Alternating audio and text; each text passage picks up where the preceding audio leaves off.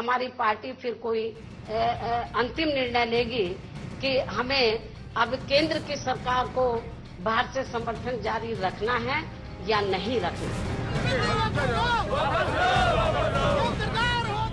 अब ऐसा लगता है कि चला चलती का बेला है, इसमें वो रोज कोई न कोई इसी तरह का आत्मघाती निर्णय लेते जाएंगे।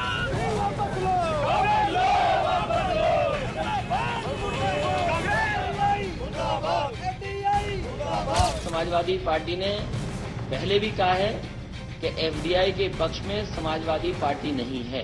हमारी संख्या बहुत कम है, लेकिन जो यूपीए 2 को बाहर से समर्थन चल रहा है उस पर हम पूर्ण विचार करेंगे।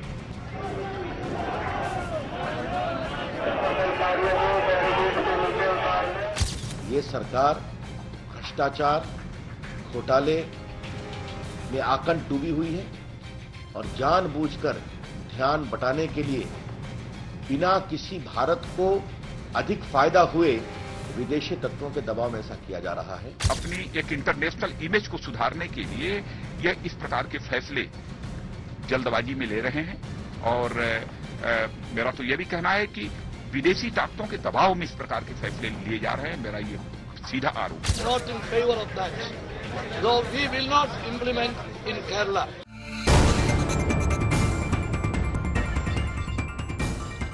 24 घंटे में यूपीए सरकार के 3 बड़े और कड़े फैसले।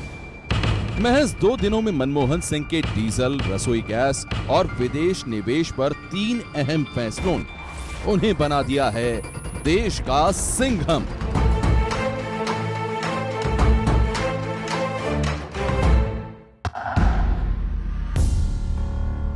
लेकिन इसी के साथ 3 एम ने सिंघम का संकट भी बढ़ा दिया है। ममता बनर्जी, मायावती और मुलायम सिंह यादव की तिकड़ी ने मनमोहन के खिलाफ मोर्चा खोल दिया है। ये 3 एम बन गए हैं मनमोहन के लिए महा सिरदर्द। लेकिन मनमोहन सिंह की सरकार भी अपने फैसले पर अड़ी है और इसीलिए करीब आती जा रही है मनमोहन और ममता बनर्जी के बीच फैसले की वो घड़ी जिसने यूपीए 2 सरकार के सामने सबसे बड़ी राजनीतिक चुनौती खड़ी कर दी है।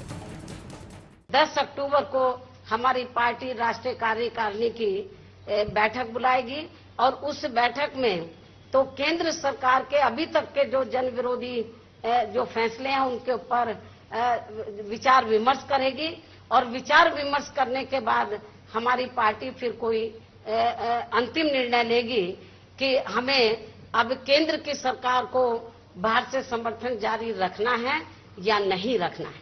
এটা ভুলে গেলে চলবে না, এই সরকারে তৃণমূল কংগ্রেস দ্বিতীয় বৃহত্তম দল, second largest party in UPA 2। সুতরাং আমাদের সঙ্গে পরামর্শ না করে যে সিদ্ধান্তগুলো গ্রহণ করা হচ্ছে এগুলোর সঙ্গে জনগণের যোগ বিচ্ছিন্ন হচ্ছে। ইউপিএ 2 সরকার মানুষের কাছে তার জনপ্রিয়তা হারাচ্ছে, কিন্তু তৃণমূল কংগ্রেস শেষ পর্যন্ত চেষ্টা করবে যে এই বিষয়গুলো থেকে এই সরকার যাতে পিছু হটে।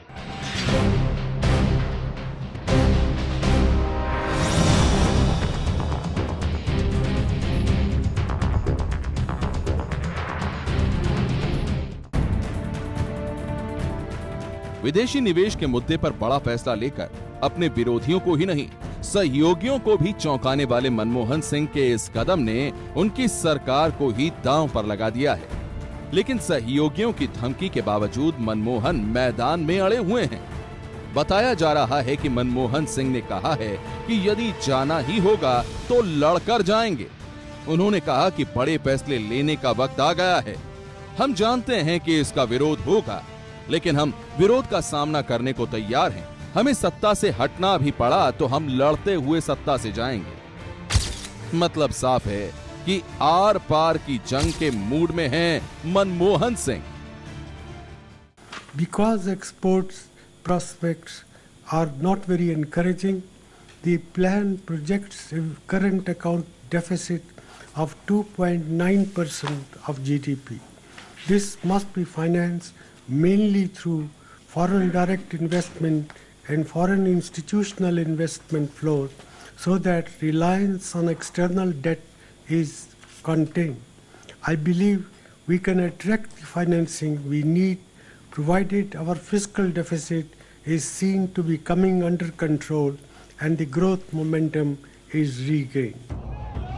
एक तरफ सहयोगियों के कड़े तेवर तो दूसरी तरफ देश का गुस्सा। डीजल के दाम बढ़ाने और रसोई गैस सिलेंडर की सीमा तय करने के खिलाफ देश पहले से ही गुस्से में था और अब एफडीआई के विरोध में आधा हिंदुस्तान उठ खड़ा हुआ है।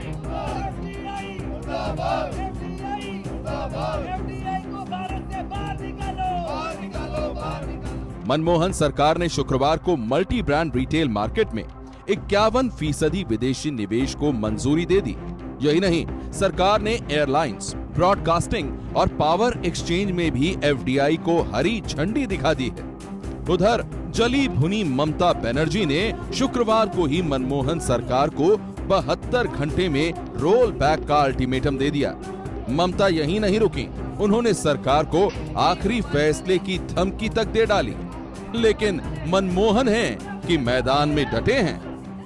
Energy is a difficult area where our policy needs a comprehensive review. We are energy deficient and import dependence is going up. Our energy prices are out of line with world prices. The recent increase in diesel prices is an important step in the right direction. समर्थन रहेगा या समर्थन वापस होगा, उसके लिए हमारे पास Tuesday तक टाइम है। हम चाहते हैं, ममता जी चाहती है और टीएमसी चाहते हैं कि ये जो anti people series of policies taken by central government, वो सब वापस ले सरकार ने। ममता, मायावती, मुलायम सभी सहयोगी मनमोहन सरकार के खिलाफ खड़े हैं। ऐसे में मनमोहन सरकार की सेहत पर क्या हो सकता है असर, इस पर भी डालते हैं एक नजर। कांग्रेस के पास अभी कुल 205 सांसद हैं। इन्हें तृणमूल के 19, डीएमके के 18, एनसीपी के 9, आरएलडी के 5, दूसरी छोटी पार्टियों के 15 और 4 निर्दलीय सांसदों का समर्थन मिला हुआ है। इस हिसाब से यूपीए के साथ कुल 275 सांसद हैं।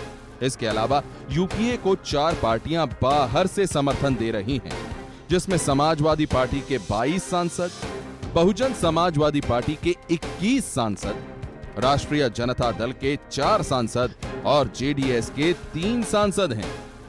यानी बाहर से कुल 50 सांसदों का समर्थन है। यानी यूपीए प्लस और बाहर से समर्थन मिलाकर आंकड़ा 325 सांसदों का हो रहा है।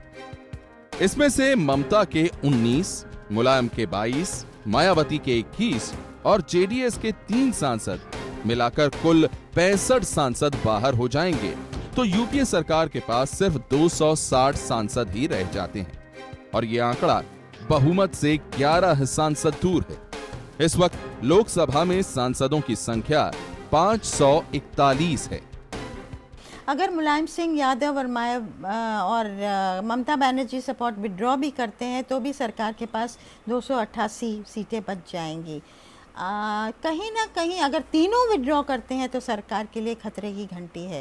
लेकिन मुझे लगता है कि समर्थक दल जो हैं सपा और मायावती, वो हो सकता है इसको बार्गेनिंग चिप की तरह यूज़ करें और जो सरकार से निकलवाना चाहते हैं वो करें। मनमोहन सिंह की सरकार रहेगी या जाएगी, इस सवाल का जवाब अभी दूर है। लेकिन पिछले 8 सालों में ये दूसरा मौका है जब मनमोहन सिंह ने ऐसे सख्त तेवर दिखाए हैं। इससे पहले 2008 में अमेरिका के साथ परमाणु करार को लेकर उन्होंने लेफ्ट पार्टीज को दरकिनार कर अपनी सरकार दांव पर लगाने का हौसला दिखाया था और 4 साल बाद एक बार फिर उसी फॉर्म में नजर आ रहे हैं मनमोहन सिंह।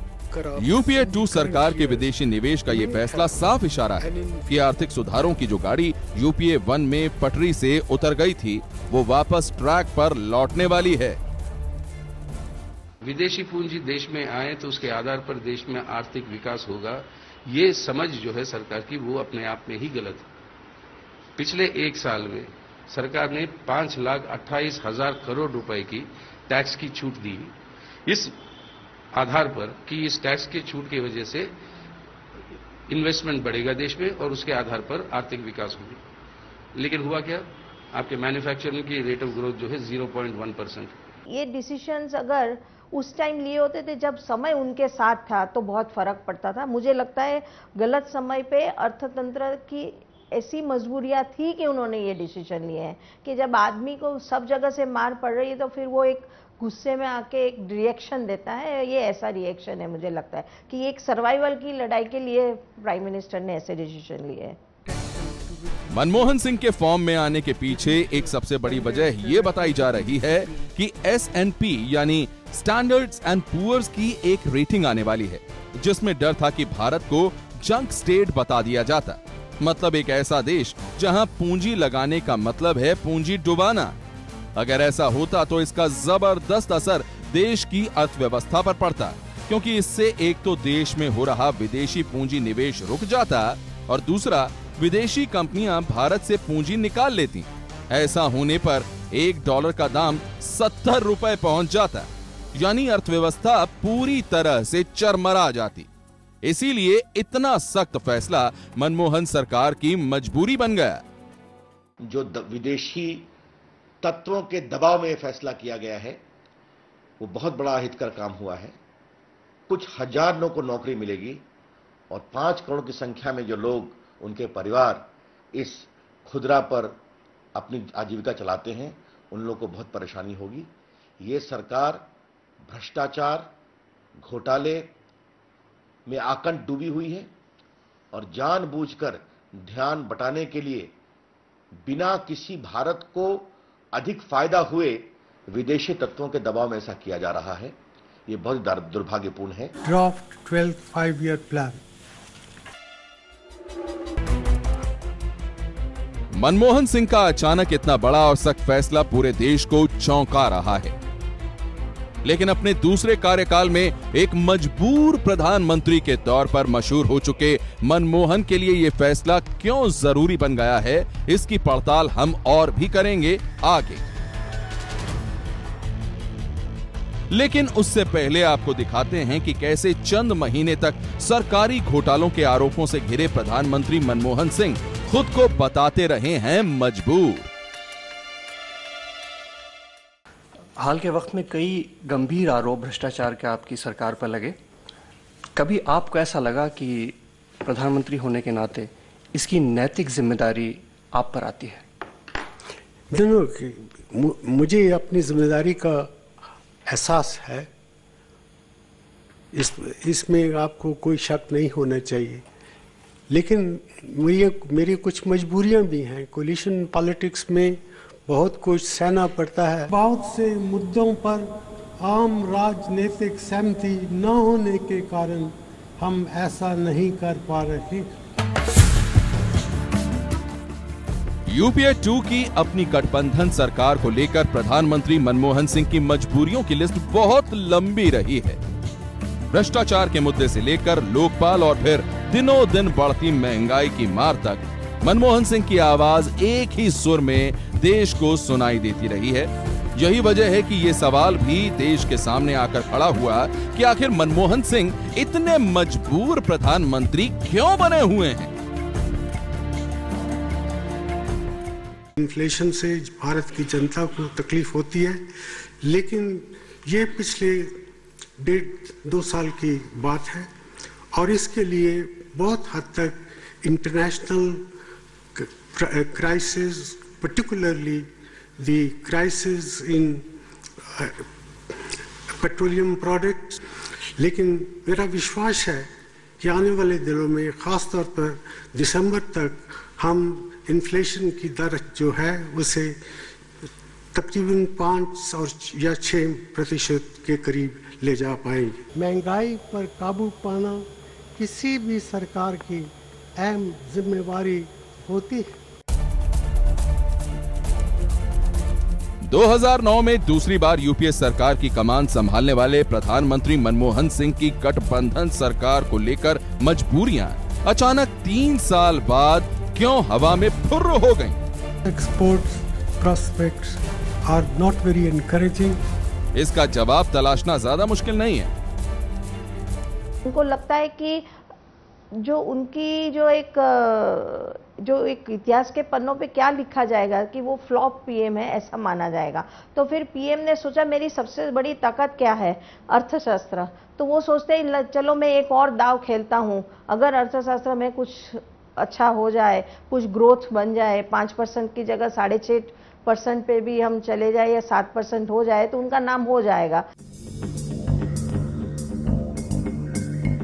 मनमोहन सिंह के राज में हुए 2G और कॉमनवेल्थ घोटालों के विस्फोट का धुआं अभी तक छटा भी नहीं है। ऐसे में सामने आए अरबों रुपए के कोयला घोटाले ने उनकी सरकार की साख पर एक बार फिर सवालिया निशान लगा दिया है। मनमोहन सरकार पर नीतियों और काम को लेकर फैसला न कर पाने के भी आरोप तेज हो गए थे। सरकार की छवि एक निकम्मी सरकार की तरह बन गई थी। ऐसे में मनमोहन सिंह के सामने करो या मरो एक ही रास्ता बच गया था। जो सरकार की छवि धूमिल हो रही थी रिफॉर्म्स को लेके, वो भी एक प्रेशर था सरकार के ऊपर कि कुछ ना कुछ करने का टाइम आ गया है।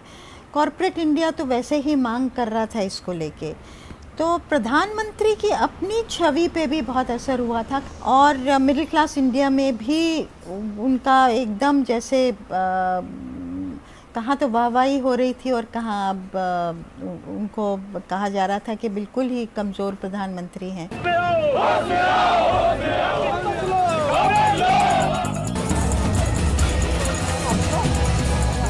मनमोहन सिंह ने एफडीआई का तीर छोड़कर दरअसल एक साथ कई निशाने साधे। इस फैसले से एक तरफ कॉर्पोरेट जगत में खुशी का माहौल बन गया है, यही वजह है कि शेयर बाजार में भी रौनक लौट आई है। वहीं दूसरी तरफ इस फैसले से आम जनता में ये संदेश भी जाएगा कि मनमोहन सिंह कमजोर प्रधानमंत्री नहीं हैं, वो वक्त आने पर सख्त फैसले ले भी सकते हैं। और सबसे बड़ी बात यह कि मनमोहन सिंह ने उस मध्यम वर्ग पर डोरे डालने की कोशिश की है जो नौकरियों की तलाश में है। सरकार का दावा है कि किराना में एफडीआई से नौकरियां पैदा होंगी।